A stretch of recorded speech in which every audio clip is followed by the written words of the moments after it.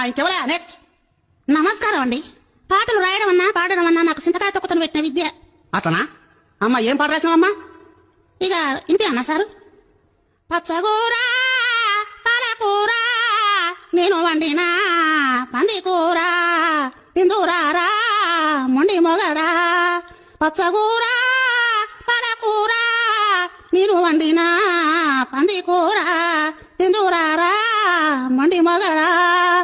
కాకుల కూర కప్పల పులుసు కాదల పోయి ఓ పెరిమిటి. పచ్చగూర పాలకూర నేను వండినా పంది కూర తిందురారా నొండి మొగడా. ఎట్లున్నాయి సారు సపట్టు కొట్టవైతివి? నీ ఇంట్లో అనుకునే కూరల పేర్లన్నీ ఎంతో ముందుకు రాసినావమ్మా. గిసోంటి పాటలు నేను వచ్చేంత వరకు చూడాలనుకున్నా. మంచిగా రాసినావమ్మా.